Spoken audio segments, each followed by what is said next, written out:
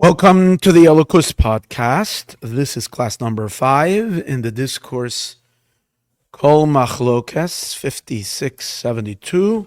This is the 6th discourse in the great book, B'Shashek Dimo 5672. This is the 5th discourse, the 5th class in this discourse. It's also the 5th class in chapter 21. Okay. So, yesterday we were in the middle of bringing a proof to the idea that the sphirot, the attributes as they exist in the Or Ein Sof before the Tzimtzum, are before the contraction, they're esespheres agnuzos, to whatever the degree we can argue they exist, which we know they are, yet they are still in a state of pshitus, of simplicity, because they represent and they're light, and they're not kalim, they're light.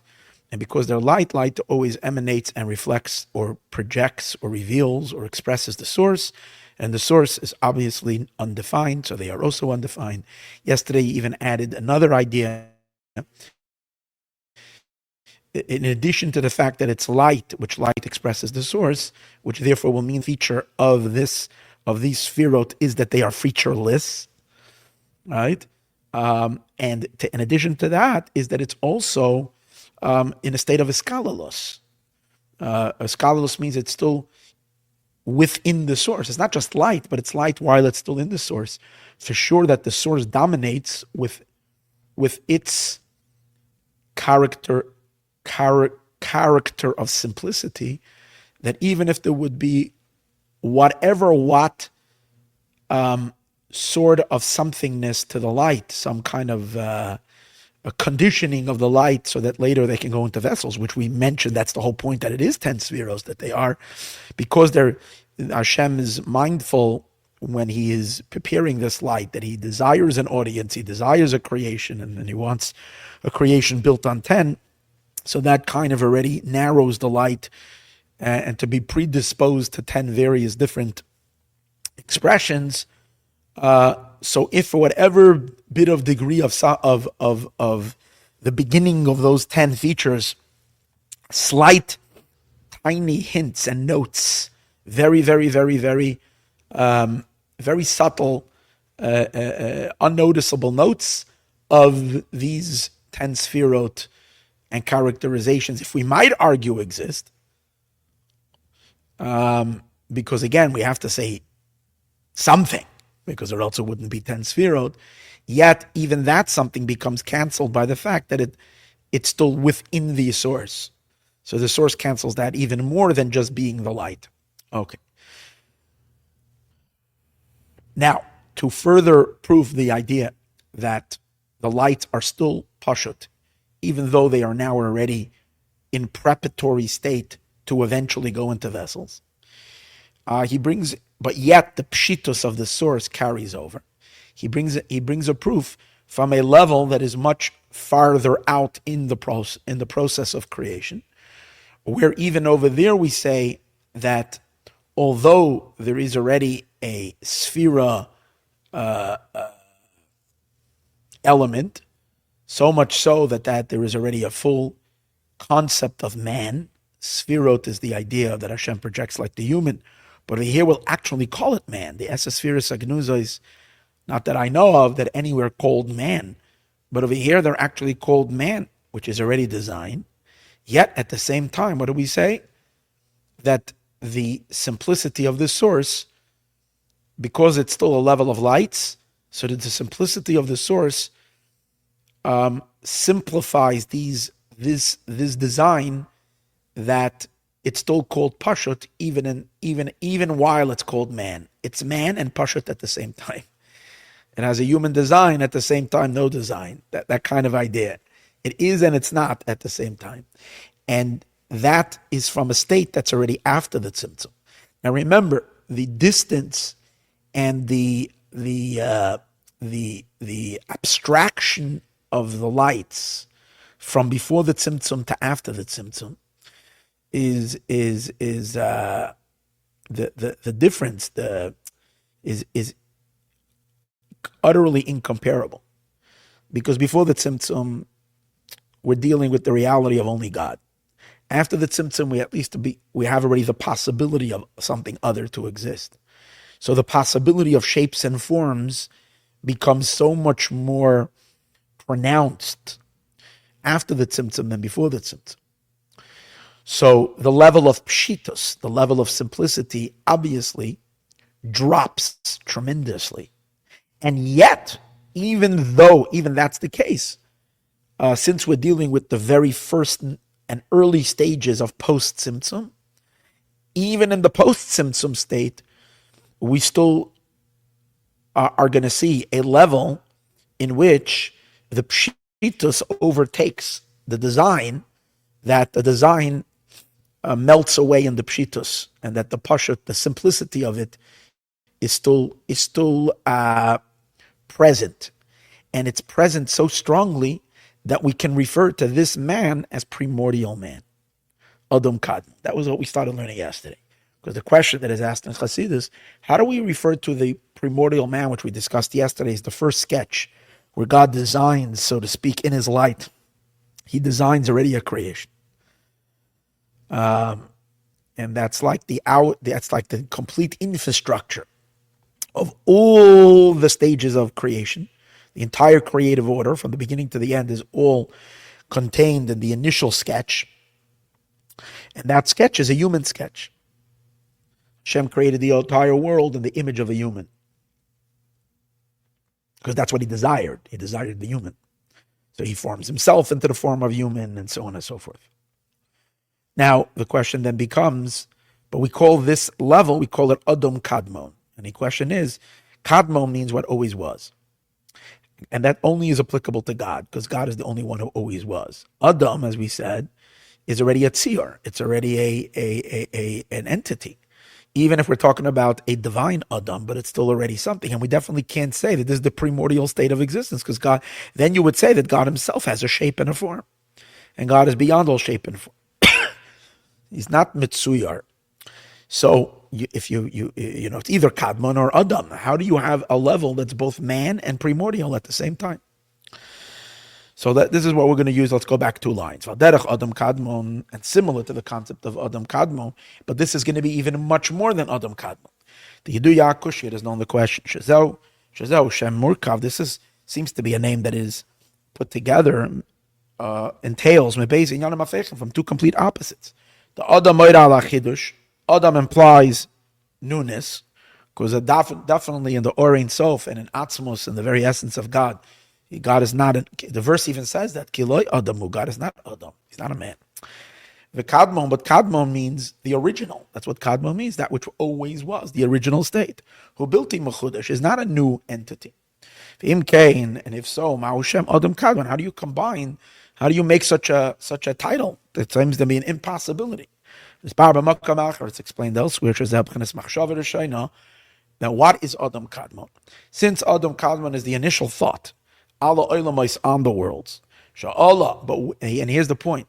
The point is, where did this thought occur? This thought occurred in the Orein Sof. It's the Orein Sof who is simple with utter simplicity and is primordial. Even though it's the Orein Sof that's coming about after the Tzimtzum, this is already the light of the Kav, which is a projection of Orein Sof into the black hole, into the space of the Tzimtzum. But as we discussed yesterday, I mentioned many times, this is the original Orein Sof. It's not a new manufactured or, it's the original light. It's just that the light kind of overpowered and broke through, blasted through the barrier, and that light is now flowing within the space where creation is meant to happen. But in any case, the Orein Sof is still Orein Sof, and that Orein Sof which is obviously without any shape and form and design, is imagining a world or thinking up a creation. Since he's thinking up or sketching in himself the creation, so the canvas is Orein Sof. The Adam that is being made obviously is Mechudash. It's new, but since it's the what is holding the thought is the Orein Sof, and the thought is nothing more than just the Orein Sof. So the kadmonisness, the primordialness, or the primordialness of the primordial being carries over also into the thought. That the thought itself is now considered primordial. And it's just an interesting idea.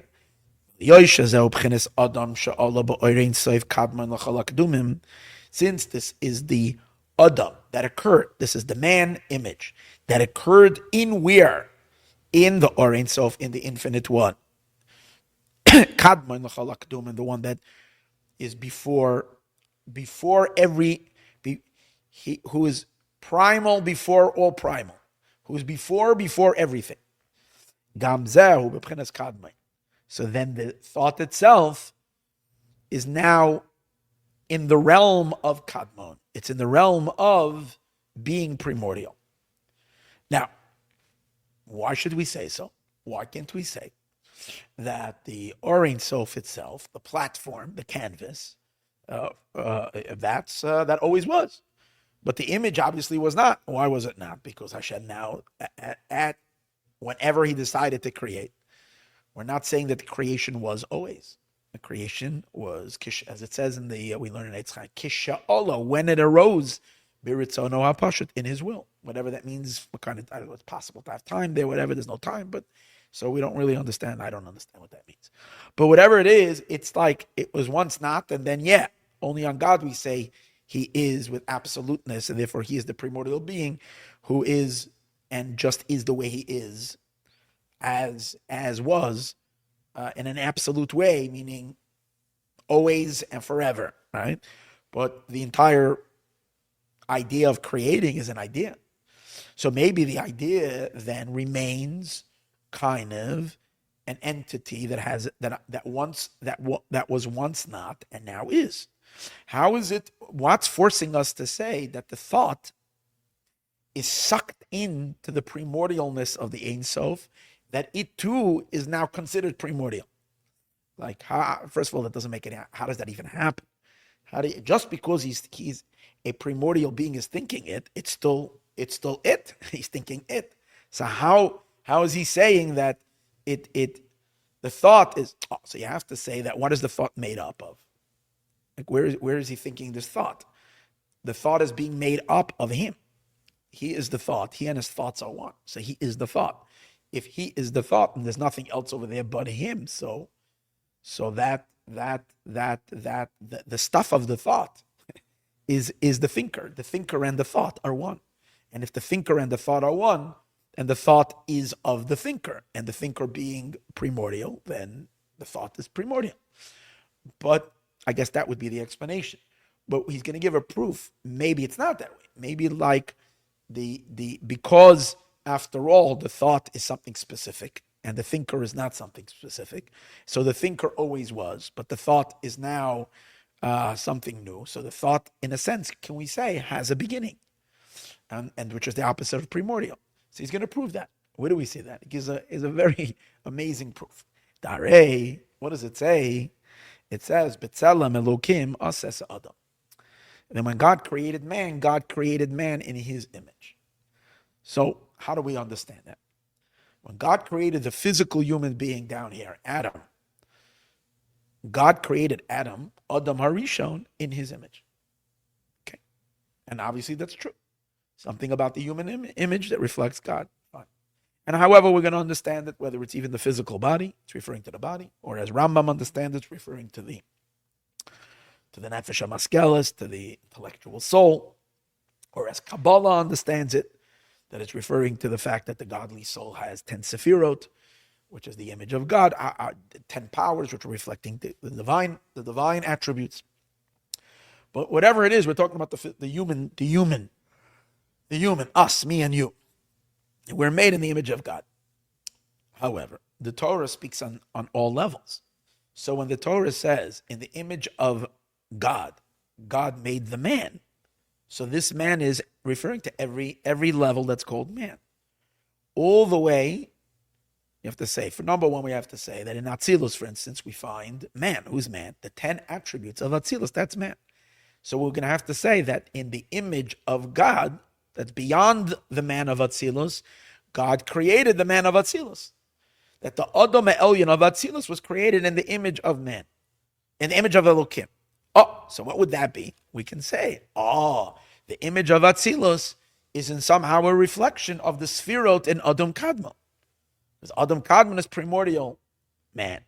So the image of man, of the Sfirot, of the world of emanation, they are in the image of the higher man, which is primordial man. Okay, let's accept that. But now we're going to ask the question further. If primordial man is called man, then upon it as well it was said in the image of God, God created the primordial man. Now the primordial man is the first man. He's the original. There's no level of man higher than that. So then what does it mean in the image of God that God create man, referring to Adam Kadmon? So therefore we have to say that Adam Kadmon is in the image of who? Of the primordial being. And that means that he contains the quality of, he's the same. He contains the quality of the primordial being. And the primordial being is primordial. So therefore we have to say that the whatever we're going to say is the primordial man being that he is made in the image of what preceded, and what preceded before Adam Kadmon is Or Ein Sof. Adam Kadmon is the first level that's already called some that you'll say is not mamish literally Or Ein Sof. Everything it's because the minute the kav, the thread of Or Ein Sof, its first business that it's doing, other than being Or Ein Sof, its first production, if you can say, is Adam Kadmon. So what I'm saying is, above Adam Kadmon, you're already dealing with Or Ein Sof, which is, as we said earlier, is primordial. We have no problem saying primordial on it. And now what we have to say then, if we say Adam Kadmon is in the image of Elokim, which means in the image of the force that's beyond it, so that means that Adam Kadmon is also primordial. This is applying even the person below. But in the person below, you can say that the person below, obviously we're not primordial, but we are in the image of the man of Atzilus, right? And the man of Atzilus in the image of Adam Kadmon. And Adam Kadmon is in the image of higher. The Kolshkim b'pchinas Adam Elyon, and definitely the supernal Adam, and especially the highest level of Adam Elyon, b'chinas Adam Kadmon, primordial Adam, shehu b'tzelem Elokim, he's in the image of the force of God, shechashav machshavadu, the one who thought that thought. So here you have the primordialness carrying over. But hold it. If it's image, so what do you mean it's primordial? It's image. So what is he going to have to say? That what we think is that that man, that sketch, which would seem to be a sketch, and in a sketch there is a nose and ears. Obviously it's in the most abstract, but the features are there. But it's not man; it's the features of man. So that and over there's already differentiation. There's pieces. Right? There is the head, and there is the body, or you say the chabad, the intelligence, and there's the emotions, and there's the lower emotions, and so on and so forth. And that's already tziyar, and that's why it's not primordial. You say, because he thought it, so then it's carrying over. But so you have to say that what? That the features of Adam Kadmon are not really that featurey, right? That those features are pashut. And he's going to prove that right now. Look at this guy. There's no shame Adam Kadmon. We're going to get to it in a moment. This is the meaning of Adam Kadmon, primordial man. Even though he's man, nevertheless, he's still Kadmon. And then the parentheses. This is very geschmack. It's explained elsewhere. The B'chinas Adam Kadmon, that the element of Adam Kadmon, this is great. Even though Adam Kadmon incorporates within itself Kol davar, everything. There isn't one tiny, infinitesimal, tiny subatomic particle that's not accounted for in Adam Kadmon. There is nothing in the universe and in the spiritual cosmos and in all of existence that misses Adam Kadmon, from the biggest creature to the tiniest, from the most cosmic event to the tiniest little insignificant thing that's ever going to happen, past, present, and future. It's all registered in Adam Kadmon. In other words, in that moment when God flashed the world, every movement of every leaf in the most you might say God-forsaken corner of the world, on a rainy day, whatever this tiny little, I don't know what, creature climbing on a little leaf in the rainforest that you can't even see it. It's so minuscule. It's a little bacteria over there. And yet that, where it's moving and how it's moving, and every little movement of it, every movement of a bee next to a flower that ever happened in the entire, is already planned out, because there's nothing in the universe that is not sketched out from the beginning. Shekol davar befrat, the Kamaimer, as it says, Tzoifo Mabit, that God, we say in Rosh Hashanah davening, that he sees, he looks, umabit, and he steers, at soif kol hadoros, to the end of all generations. However, makol, nevertheless, ein sham eschalkus klal. They're not a bunch of pieces. It's not of a bunch of events. Why? Because it's all seen and scanned literally in one scan. And it's not because God has such a broad lens that he can see all the details in one scan so he doesn't miss a thing. It's because they're all one. Everything is there, but nothing is there. They're all there in a state of pshitas. Ein sham eschalkus klal, there's no differentiation. Afilu behelim, even like, you say, okay, but come on, if everything is there, it's got to be there. It's just that it's microscopic. No, even in a concealed microscopic play, they're not there.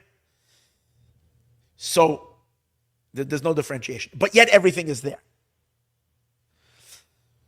So right away over here, we're going to say, so if in Adam Kadmon, the things, the state of existence, this is all post-Tzimtzum, and it's already called Adam, yet there's no Ischalkus, and there's like a sweeping pshitus, a simplicity that's there, without a question that the Or Ein Sof before the Tzimtzum, and when the Or is still inside the Ma'or, when the light is still inside the source, when it's still in the Ein Sof, it's Gnuza, is B'matzilan, for sure there's no Ischalkus. Right? But first he's going to give us an example on the idea that everything is, that there is seemingly the all the design, and yet there's no differentiation. Just like the firmament. Rambam talks about a whole lot of different malot, different you call it degrees in the rakia, in the sky. But yet it's one sky. In other words, it's like we say. Rambam says there's like the lower element of the rakia, and then there's another layer, and another layer of rakia, and another layer of rakia, and yet they're one. So, and how are they many, and how they're okay? So you have, he brought over here. Let me take a look a minute. Give me 1 second, because in this book that has the Pirush that I told you, he brings something more on this. Let me take a look for a minute. I'm not leaving this out. Okay, here we are.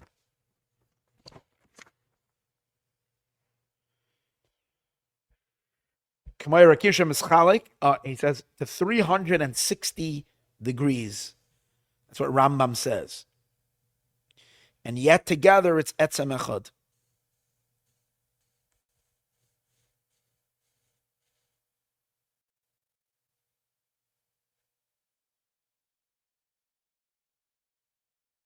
He brings from further in the book of Ayin Beis. It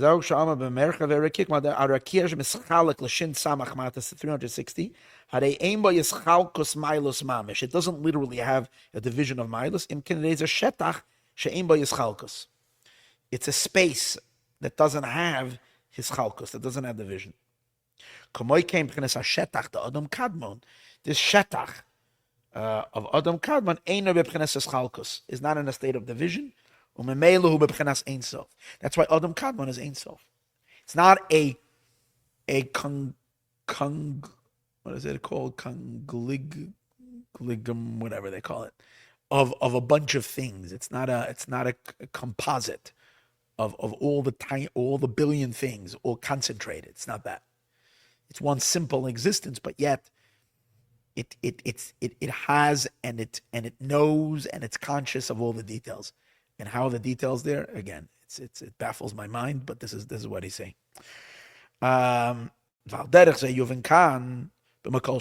So definitely over here we will understand by way of Makolshken, which means that for sure. As in the 10 hidden spheroids. As they exist in Orin so before the Tzimtzum, even though they're in a state of 10 spheroids, nevertheless, they're in a state of simplicity. They're in a state of mixed, and literally unified. Because and I was going to give you another few examples of where you see on much lower levels. See, in Adam Kadmon, the main proof was that it's called Kadmon. That means that the purity of the Orein Sof is felt even in the Adam, even in the man. So definitely the purity of Hashem himself is felt in the Esespheres Agnuzos. But now he's going to bring a proof from a direct idea that Pshitus continues even on levels of the 10 spheroids much further down. It's still called Pshitus, and because he's going to explain another idea, which is kind of the concept over here, is that in Pshitus itself there is gradations. Now, I don't think he's saying over here in the Maimer earlier that the 10 hidden spheros that are in the Orein Sof are as pashut as the infinite sphirot that we were talking about earlier, that are stage 1 of the Or, when the light is still in a state of infinite spheres. Because if you remember, he keeps on emphasizing that when the spheros are in a state of Ein Sof, then they are pashut. He made that reference. That implying that once you have SS spheros, 10 spheros, it's not so pashut. But now he makes the argument that the 10 spheros agnuzais are also called pashut. So obviously what you're saying is that there is gradations in pashut. It is a certain relativeness. So to the spheros ein kates that is in the first stage of Orein Sof, the spheros of SS spheros are considered designed. And definitely as we move further out, but he wants to show you that there are levels much further where we still call it pashut. For example, moach stima is the level, the hidden moach, the hidden brain, which is referring to the chachma that's in Keter. Now, Keter is much further down, after Adam Kadmon. And there's the world of Nekudim, and finally, you get the Keter of the world of Atzilus, the crown. And in the crown, the mochen that's in Keser, the power of chachma that's in Keser is called chachma stima. Yet chachma stima is called pure pshitus, pashut, compared to chachma of Atzilus, which is already considered wisdom. The chachma in Keter is considered pashut. In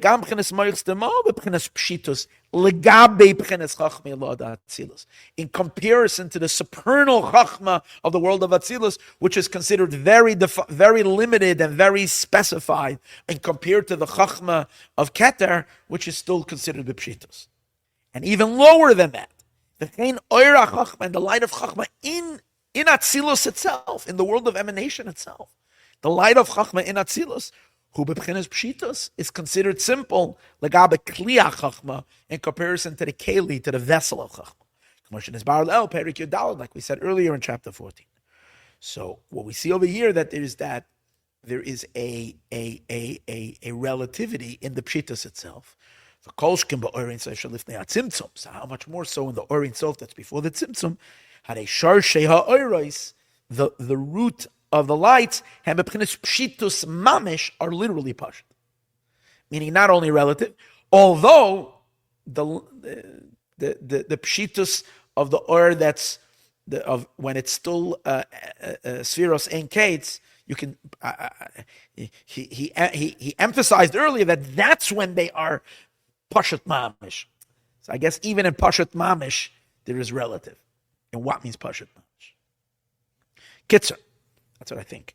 Let's do a Kitzer, a quick summary of the whole chapter, and then in next class, we'll start chapter 22. How do we say about the 10 hidden spheres that they're Pashut? They're 10. The idea is, since they're the roots of lights, not kelim, they're in a state of attachment to the essence. And they're like the essence. That's number one. The gam, and number two, they're in a state of escalalus. They're in a state of they're still hiding inside the source.